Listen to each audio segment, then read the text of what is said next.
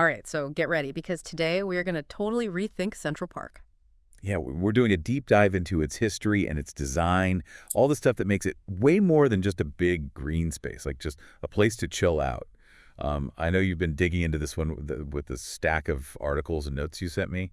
Looks like you're pretty curious about what's going on beneath the surface of this super famous landmark. Yeah, well, it's fascinating stuff. I think you'll be blown away by how much planning went into making this, like, oasis Oh. right in the middle of Manhattan. I feel like we're going to uncover some serious secrets. Like, I was just assumed Central Park was, a park. Mm-hmm. Grass, trees, fresh air. But it sounds like it's a whole lot more than that. So where do we even start with all this? Okay, so the story of Central Park, it really begins back in the 1850s.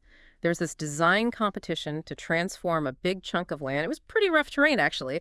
The goal was to make it into something spectacular. A design competition, huh? So it wasn't just like someone said, hey, let's plop a park here. Nope, not even close.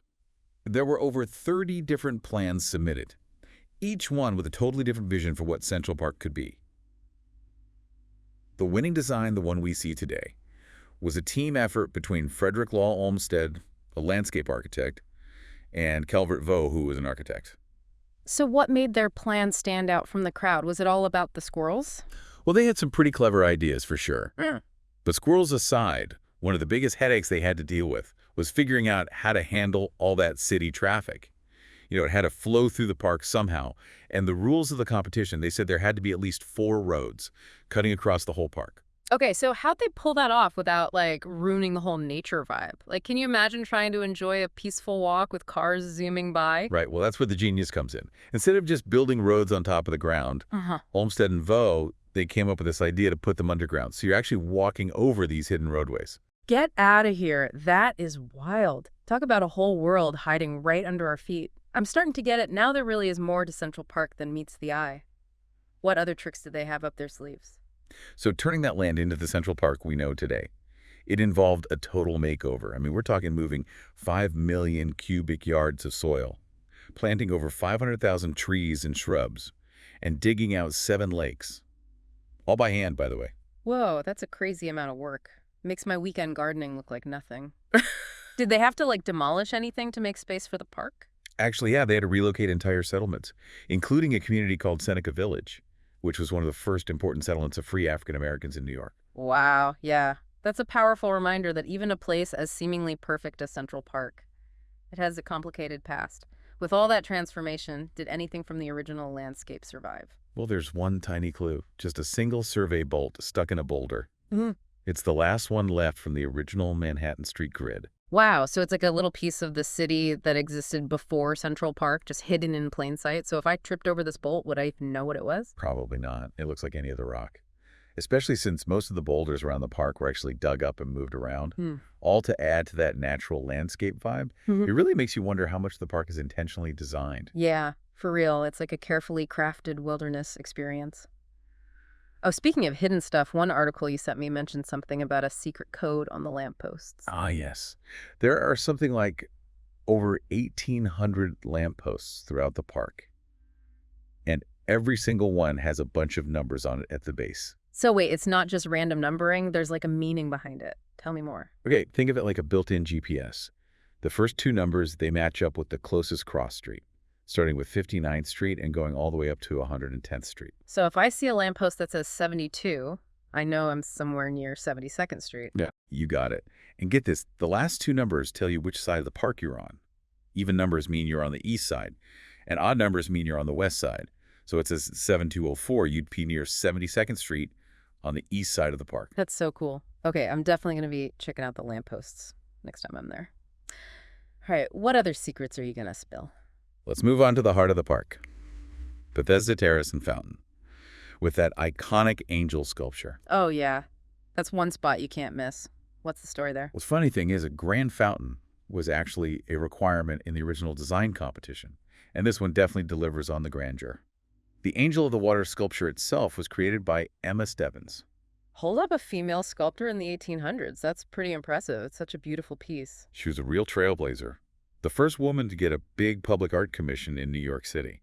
And the fountain itself is like a tribute to the completion of the Croton Aqueduct back in 1842. The Croton Aqueduct. Wasn't that a huge deal for public health in the city? Absolutely. Before they built it, New York City was struggling with dirty water, leading to all of these outbreaks of cholera and yellow fever. The Croton Aqueduct brought fresh, clean water to the city, which made the fountain a symbol of health and new beginnings. So it's not just a pretty fountain, it represents a major turning point in the city's history. Is there anything else about the design that's important? Yeah, it's worth pointing out that Bethesda Terrace is named after the Pool of Bethesda. It's mentioned in the Gospel of John. They say it had healing waters. Wow. So there's like a biblical connection built into the park's design. It's amazing how much symbolism and meaning is packed into every little corner of Central Park. Anything else noteworthy about the Angel of the Waters? Well, it's actually the only original sculpture that was part of the park's first plan. And all the statues they added later, the ones showing real people. Until recently, they were all men. Really? That's kind of surprising. So for over a century, it was like a super male-dominated collection of statues. Yeah, pretty much. It wasn't until 2020 that they finally added a statue honoring the suffragists. Sojourner Truth, Susan B. Anthony, and Elizabeth Cady Stanton. It's interesting how Central Park keeps changing and reflecting how our values change over time. Yeah, for sure. And speaking of changing values, one thing about the park's design. While it had good intentions, it accidentally created a division between social classes. Really? I always thought the whole point was to make a space for all New Yorkers. It was, but the park is actually designed with 4 separate layers stacked on top of each other. 4 layers?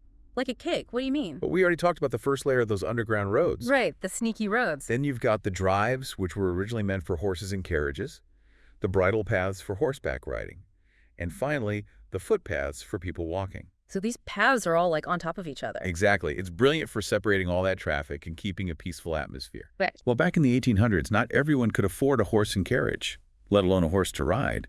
So even though they had good intentions, the design ended up separating the people who could afford to travel by horse from those who had to walk. Ah, I see. The park's layout mirrored the economic situation back then. Yeah, unfortunately. Well, at least today, people from all walks of life use all the paths. Yeah, that's like the good news. It just goes to show that even the best plans can have unexpected outcomes. Absolutely. It's all about context and understanding how things change over time. Speaking of things that change, what about that castle you see in all the pictures of Central Park? Is it real or just for tourists? Oh, you mean Belvedere Castle? It's totally real. It's up high on top of Vista Rock. Belvedere. Sounds Italian. It is. It means beautiful view, which is pretty fitting considering what it's for. What was the idea behind putting a castle in the park? What were they trying to say? Well, from a practical standpoint, it was designed as a lookout point. You get panoramic views of the whole park and the city skyline. But I think it also speaks to this desire to create a sense of wonder and escape. You're in the middle of this crazy busy city, but it feels like you stumbled on a fairy tale castle. I love that. And is it true the castle is also a weather station? That's right. So next time you hear the weather report mentioning Central Park, you'll know exactly where that data is coming from. That's amazing. It adds a whole new dimension to the castle. What else is interesting about Belvedere Castle? Well, it was actually supposed to be 2 castles, but because of budget problems, they only built 1. Ah, the classic tale of big dreams meeting real-world budgets. Hmm. So what happened to the second castle? They built a wooden pavilion instead. One castle is still pretty impressive. I read somewhere that it was built at 3/4 scale. Why would they do that? Perspective. Building it a bit smaller makes it look further away, which makes it look even grander. Clever. It's like an optical illusion built right into the architecture. What else can you see from up there? From Belvedere Castle, you can see the Great Lawn, the Delacorte Theater, that's where they do Shakespeare in the park, and even a place called Turtle Pond, which, yes, actually has turtles. You know, I've lived in New York my whole life, and I never even knew about Turtle Pond. Makes me wonder what else I've been missing all this time. There's always something new to find in Central Park. Speaking of the Great Lawn, did you know it used to be a reservoir? Wait, seriously? They just filled in a whole reservoir and turned it into a lawn? Yep. Back in 1931, they filled it in with all the rubble from digging the foundations for Rockefeller Center and the 8th Avenue subway. Talk about urban recycling. That's crazy. So the Great Lawn we know today is literally built on top of a buried reservoir. You got it. And now it's this beloved place for concerts, sports, and all kinds of community events. From reservoir to cultural hub, another reminder that Central Park is always changing. And speaking of changing, there's one more spot we have to talk about, the Ramble. The Ramble. What's so special about that? It's like the ultimate designed natural experience. So it's like the best kind of fake out. Exactly. It's meant to feel like you're getting lost in the woods right in the middle of New York City. Okay, you've got my attention. What makes it feel so wild? It's all in the design. Winding paths, dense foliage, hidden grottos. It's like stepping into a secret world, a carefully planned wilderness. Okay, I'm adding that to my list of places to check out. Sounds magical. It really is. It's a place to escape all the noise and craziness of the city and just feel completely surrounded by nature. You're making me want to ditch this recording and go get lost in the Ramble right now. You should. It's a Central Park must-do. Well, I think we've covered a lot of ground already, but there's still so much more to discover, right? Oh yeah, we've barely scratched the surface. Get ready for more mind-blowing stuff in Part 2. Welcome back to our Central Park Deep Dive. All right, I gotta say, I'm still thinking about everything we learned in Part 1. I never realized how carefully planned out Central Park is. Right, it's this crazy mix of art and engineering all put together just so to make a specific experience. And I'm ready for more. What other cool stuff is hidden in this urban oasis? Well, let's talk about all the water features. We mentioned Bethesda Fountain briefly, but there are tons of lakes, ponds, and streams all over Central Park. Yeah, I always wondered about that. How did they manage to bring so much water right into the city? Is it all natural? That's where things get interesting. Remember the Croton Aqueduct we talked about? The one that brought fresh, clean water to New York City? Yeah, of course. It saved the city from cholera and inspired the design of Bethesda Fountain. Well, that same aqueduct system is what feeds all the water features in Central Park. So every time you see a beautiful waterfall or a peaceful lake, you're actually looking at tap water. Wait a minute, are you telling me I could technically fill up my water bottle from Bethesda Fountain? You totally could. I wouldn't recommend it, though, for hygiene reasons. Yeah. But it's kind of wild to think about the city's water supply being part of this seemingly natural landscape. Yeah, it really blurs the lines between what's natural and what's man-made. Speaking of blurring lines, what about all the bridges in Central Park? They always give me that fairy tale feeling. There are something like 36 bridges and arches throughout the park, each one designed to fit with its surroundings, whether it's a big fancy walkway or a quiet path in the woods. And remember those 4 layers we talked about? The roads, the drives, the bridle paths, and the walking paths. I bet those bridges are really important for connecting all those layers. Yeah, they're essential. You could be walking across a bridge while a horse-drawn carriage goes underneath. It's all part of Olmsted and Vaux' plan, making sure traffic flows smoothly and everyone gets along. It's like a perfectly choreographed dance of movement. And here's another thing. If you look closely at the bridges, you'll see that a lot of them are actually both bridges and tunnels. Wait, how is that even possible? It's a classic New York solution. Yeah.